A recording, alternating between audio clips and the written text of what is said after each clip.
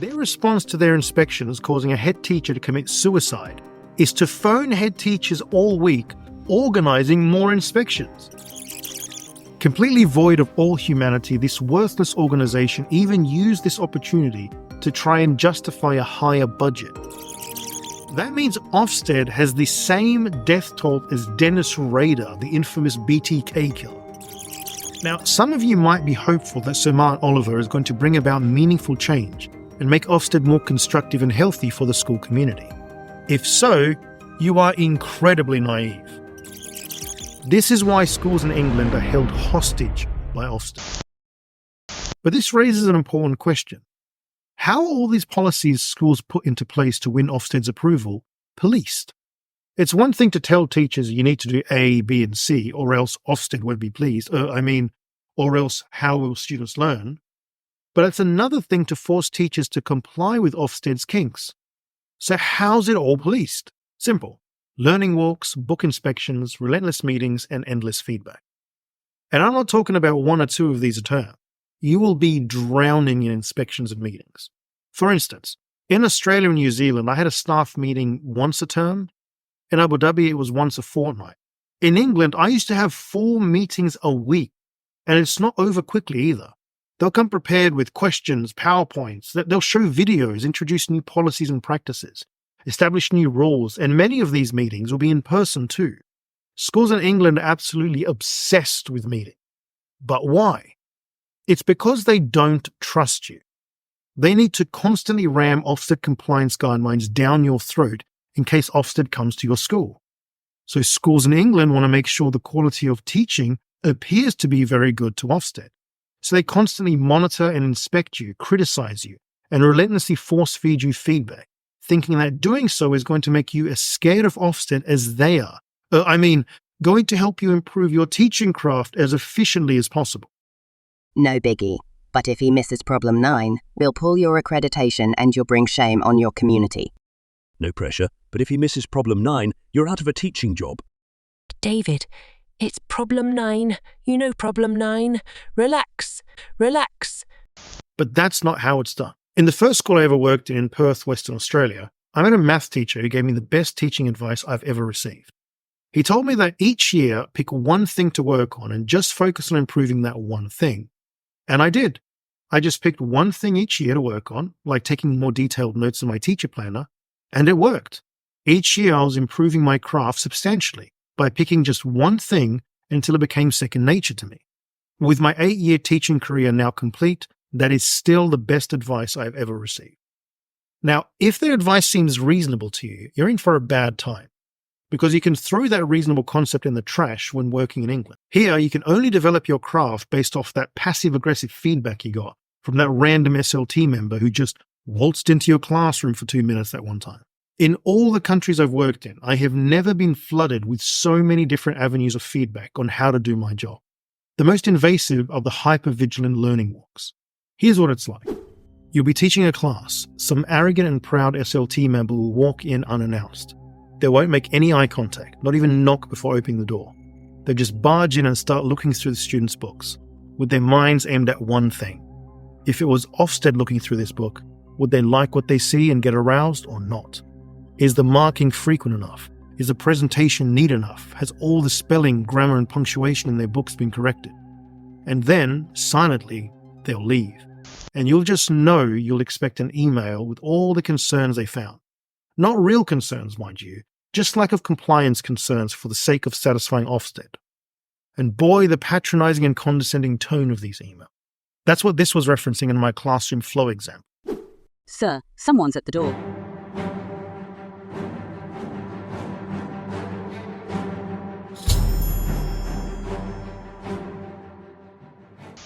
Now, let me give you an example of a compliance concern that's been raised with me. My year 8s were learning about African biomes and ecosystems. So after the instruction portion, I showed them a David Attenborough documentary on African biomes and ecosystems for a whole lesson. It was an incredible resource. As the kids were watching, one of the SLT members walked in unannounced and quickly walked out. Now, at this point, I'm certain they couldn't possibly have an issue with this. It's a David Attenborough documentary. Boy, was I wrong. I got told off for wasting a lesson because the students didn't have their books out and didn't have a worksheet to fill in. Therefore, without an accompanying worksheet, a David Attenborough documentary was deemed not educational, and I violated my teaching standards. Can you believe it? A David Attenborough documentary on Africa is not educational unless I, some random geography teacher, give students a worksheet about Africa for them to fill in as they watch it. You are absolutely clueless about education if you think the richest source of knowledge on video about African biomes and ecosystems being shown to students learning about African biomes and ecosystems is an uneducational waste of a lesson. But the reason I was reprimanded for this was that I wasn't teaching the curriculum. I was told that they don't need to know about that. Why were you showing them a documentary? They didn't have their books or worksheets out. But don't worry, I know that this is what the real panic was over. Vultures keep an eye on everything that happens. Oh no, what if Ofsted walk in, see a documentary on David Attenborough being played with no worksheets? They'll ask to see how we're demonstrating progress in their books. Their books aren't even out. And what if they want to see our lessons on the Google Drive? David Attenborough's documentary won't even be on there. So they'll ask if all teachers show the documentary, and when they find out we don't, they'll think our consistency needs improvement and we'll fail the inspection. In essence, the constant inspections and observations highlights that teaching in England means not being trusted by the school at all. Schools in England are rigid in their dogma, believing that there is only one way kids learn, and any creativity, deviation, or innovation taken by the teacher to enhance, encourage, or promote values not championed by Ofsted, not supported by studies, risks a student's entire education imploding. Let me give you one last example that showcases how innovation and creativity is punished in English schools. As a teacher, my job was to impart knowledge to my students. But some students just don't have any drive or motivation to participate in the lesson. Instead of doing anything constructive, they'd borderline fall asleep. So I had an idea. I attached this basketball hoop to my wall, and if any students answered or asked a decent question, they'll get the chance to throw this ball into this hoop, from a set distance away, if they wanted to as well. So there was no pressure, many students refused to throw, and beyond a little encouragement to try, they weren't forced. Now this worked remarkably well. Kids that used to sit in the back and do nothing were suddenly begging to ask and answer questions. Brilliant innovation, right? Well, I was forced to take it down because how will students learn when they play with basketballs in class? It doesn't add to their education, and not all students like to play basketball, so it's not inclusive. And voila, my initiative was punished and removed. Other countries loved the idea and saw it as an excellent motivator for less enthusiastic students, except England. But don't worry, I know the real reason why the school had me remove the basketball from my class. You got it! So can I answer the next question? Oh, what if Ofsted walk in and see him using a basketball in class and then notice none of the other teachers use basketballs in their classes? They might think that we don't use the same strategies in all of our classes. They might think that we're not outstanding. They might think that we don't have consistency with our pedagogy. They'll see that as inadequate for sure. He needs to take it down. Thank God we caught this now before an inspector sees it. Now, I do not in the slightest have faith in the UK education system. I knew how schools were nothing more than circuses for Ofsted to stimulate itself to. So I focused on teaching my subject and dedicated only a portion of my attention to having some marking in student exercise books, which is a major mistake in the UK. Think back to how terrified schools are of Ofsted and the lengths they'll go to satisfy the beast. And now they've got a teacher, me, who's placing teaching his subject as a priority and only marking his books just enough to be identified, not to the ridiculous level they demand. How will the school police this act of insubordination? With a literal spy/compliance officer. What I'm referring to is the worst professional insult of my entire 8-year teaching career, which happened right here in England. Suddenly, after a year teaching in my last school, I get told that the SLT have placed a teacher with half my experience and fully complying with every whim of the school, a perfect Ofsted pet, will be sitting in on every single lesson of mine to support. What support did I get? You need to follow the school policy to put plastic sleeves on the books. What if Ofsted see that not all books are in plastic sleeves? Ofsted won't like that at all. You need to mark your books better.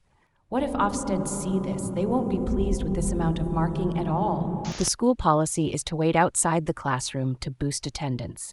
If Ofsted see that not all teachers are standing in the doorways, they won't be pleased at all. And this little school-installed spy basically spent every single day with me, just to observe and report back to their handlers.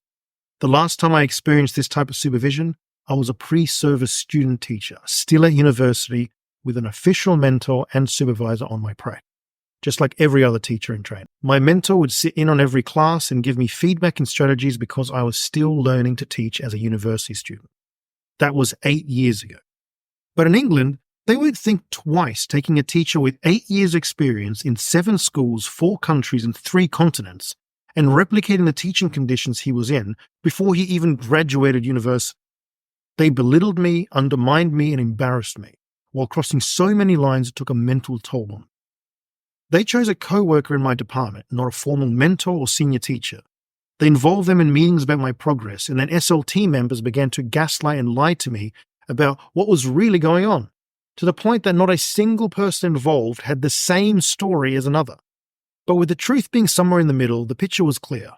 They decided to install a compliance officer to feed information to the SLT because they couldn't help but crap their pants at the thought of Ofsted. I will never forget how worthless that made me feel. But in England, schools couldn't care less how their teachers feel, so long as marking is on point so Ofsted can feel happy. Which is why they did it again after I complained and had the first spy removed. So are you going to leave your country, come over to England, sacrifice your passion and craft to pander to a power-hungry organisation that wouldn't know the first thing about education? Or are you going to do the right thing, cancel your placement, quit your job, and get a better teaching job in any other country? Because if you decide to move to England to teach, your dignity and integrity will be the first things you leave behind. Teaching in England is not teaching. It's making books look pretty for Ofsted and enduring endless inspections, observations, and feedback from the school to make sure those books look especially pretty. If teaching in England was an exam, the marking of exercise books is a 20-mark question. And actually teaching your subject and having kids understand and appreciate the content is a 2-mark question. As God is my witness, in my last school, the focus on marking above all else was so chronic, it took 182 days, or 6 months and 1 day, before I heard my first vague reference to my actual teaching. You move to England to teach, you make exercise books look pretty for Ofsted for a living. Everything else is inconsequential. It's not important what you teach them or what they'll learn. All that's important is that the books look pretty and that there is a paper trail of progress for management to see. Thanks for picking me up, mate. No worries, pal. Where are we off to? Just the airport, mate. No worries. Just give me a few minutes to write out the route on paper. Is that all right? Hey, you've got a sat-nav there. Can you not just put it in that? Yeah, I could do, but management won't look at that. They'll want to see what I've done on paper. Yeah, but the technology in the sat-nav tracks it, so it's just really easy to then log all of your previous trips. I know. You'd think they'd be able to just look at that, but honestly, if I don't have it evidenced on paper, the journey I've made, they won't believe I've done it, and I'll get a right rollicking next driving scrutiny. So strap yourself in, it's going to take a while. What time's your flight? You got a few hours, yeah? Good, because I've got so many non-negotiables I've got to tick off when I'm writing down this journey. Well, that's just ridiculous, because none of this is benefiting me as your passenger, your customer, is it? Yeah, that's true, but remember, I'm not in this for the income, I'm in it for the outcome. By the way, you've not got a spare guillotine, have you? Your teaching passion and craft will die in England if you make the move. When I was teaching outside of England, whenever I'd noticed that students didn't understand a topic, it was actually a great feeling. We called it a teaching moment. I could stop and say, "Don't worry, that's why I'm here." And I'd explain it in several new ways until the students understood what I wanted to teach them. All teachers know that feeling, and it's genuinely rewarding when a class goes from not getting it to slowly getting it. But that's when my job's priority was to impart knowledge and teach my subject. In England, where marking books and pleasing Ofsted is a priority, whenever I'd noticed that students didn't understand something, I'd have to stop myself from trying to explain it further, thinking, it's already in their books, so they don't actually have to understand it. I can prove we covered it, and that's all that really matters. And I just move on. It doesn't matter if the students understand it. This is England. All that matters is that the books look appealing to an Ofsted inspector. And I hated betraying my passion that way. But if you want to be approved as a teacher in England, you don't need to teach anything to your students. They could learn nothing. But if your books look pretty, that's all that matters. And I can prove it by posing a hypothetical question to every member of the senior leadership team. Welcome to Principal's Pick, the educator's elimination game show. Here's your host, an Australian Egyptian man. Suppose you've got two teachers. One is the best teacher in the world.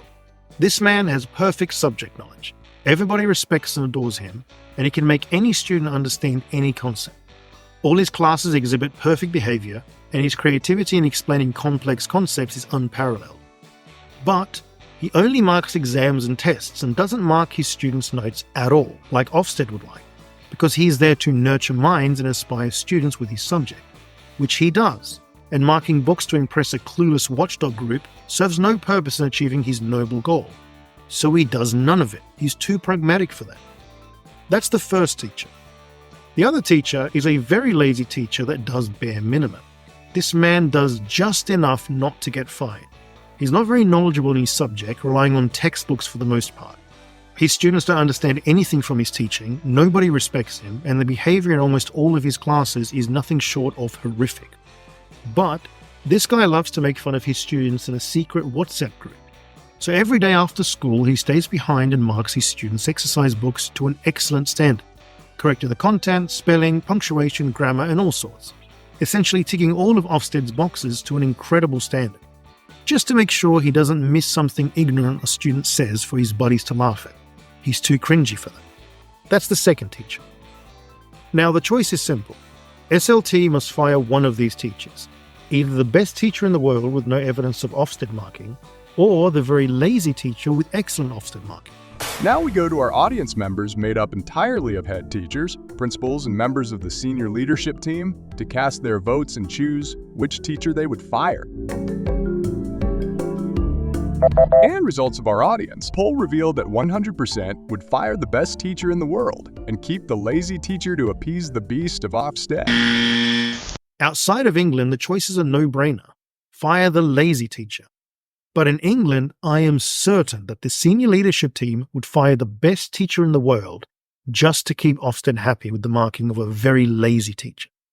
I have seen nothing that would suggest otherwise. So, if you've recently applied and accepted a job teaching in England and are planning on moving here in the next few months, I hope my first reason why you should never teach in England is leaving you with a deep enough feeling of looming regret at the mistake you've made that you consider contacting your recruitment agency or the school directly and cancelling your position. Save yourself. You deserve so much better. I'm going to keep track of the school situation in England. If it ever changes for the better and suddenly becomes a good place to live and work, I'll upload a video right here, confirming the changes and how it's improved. Otherwise, you'll get a short video confirming that nothing has changed and it's still a horrible prospect teaching in England. Now, my international brothers and sisters in Christ, heed my first warning. Ofsted is waiting for you in England, and they can't wait to make you suffer. Apply for teaching jobs in any other country, just don't choose England. In doing so, you'll be joining countless other British teachers who have sought better opportunities in countries like Qatar amid UK education system crisis. But what is going to surprise some of you is that chronic Ofsted pandering makes up maybe 30% of the reason I quit teaching in England for good. The main reason I left teaching, contributing 70% to my decision to never teach in England again, is because of